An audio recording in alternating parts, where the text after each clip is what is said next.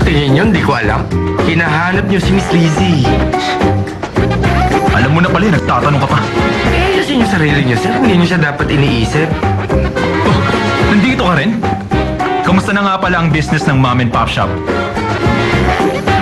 You better surrender now because you'll always be losers. Ano bang gusto mo, away? Oo. Go. Sige, suntok. May pambayad ka?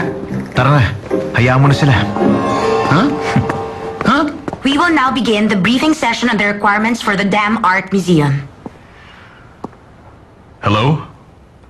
My name is Vincent Choi. I'm the director of the Dam Art Museum.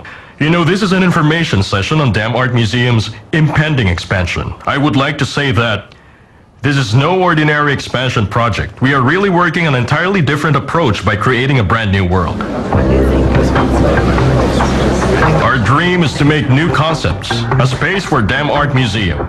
Because the Dam Art Museum will be built on 59,000 square meters of land, a total budget of $400,000 US.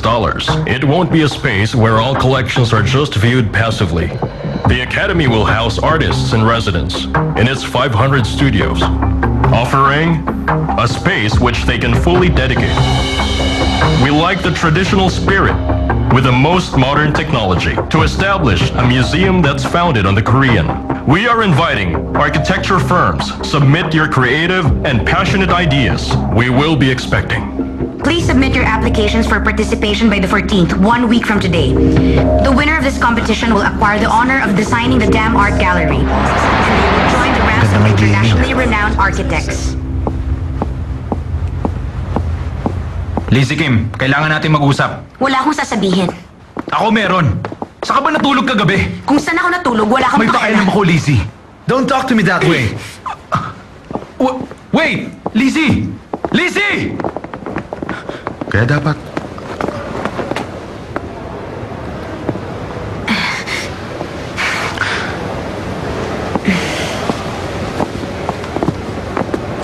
Hello. Hi. Gusto ko sanang mag-sorry sa nangyari. What happened last night? Naguguluhan ako. Ano? Magkasama kayo kagabi?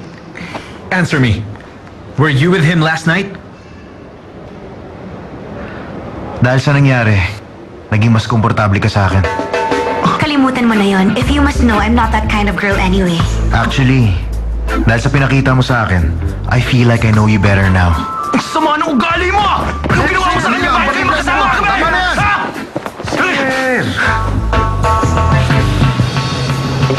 Gusto mong malaman? Kawawa ka naman. Kung ano man ang nangyari, mas gusto ni Lizzie na kami na lang ang nakakaalam. Ang yabang mo! Sir. Ikaw, mag-propose ka sa Dam Art Museum. Lumaban ka sa bidding. Nang sa ganun, hindi ako manghinayang na durugin ka. Alam mo, kung talagang kaya mo akong durugin, sana matagal na akong wala rito. Ang yabang mo talaga! Tumigil na kayo. Tingin niyo pa wala mo kung sino.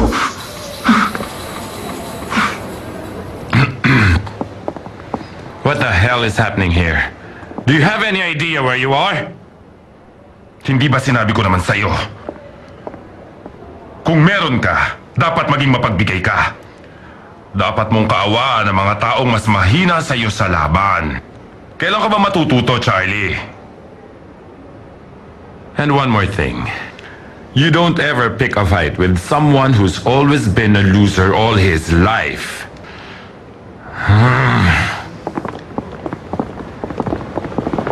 Chairman Han, sa totoo lang, wala akong pakialam matalo kung patas ang labanan. Kaya lang, kung matatalo ko dahil trinidor ako ng kalaban ko, that's foul. Kaya please lang, Chairman Han, kung sakaling maging magkalaban tayo, lumabang kayo ng patas. Nababaliw ka ba? Ha? Malapit na rin tayo maubusan ng pera. Huwag mo sabing plano mo na magpakulong na lang. Hindi yung solusyon sa problema. Sa Sanggol J ako papasok. Totoo nga, nagbalik ka. Ano yung naamoy ko? Ano ba pabango mo, rugby? Julian Park, mawawalan ng dignidad ng Sanggol J kung hahayaan mo tong ganito karumi. Magsistay ka na talaga dito? Basta Basta ipangako mo sa akin na hindi mo nasasabing bading ako kahit kailan. Linisin mo mula dyan hanggang doon. Maliwanag? Basta paabuti mo hanggang doon, ha? Pati ito? Itatapon mo rin? Dapat ihiwalay mo ang frame sa picture para pwede mong i-recycle. Siguro gusto mo talaga ang paglilinis, ano? Kapagod.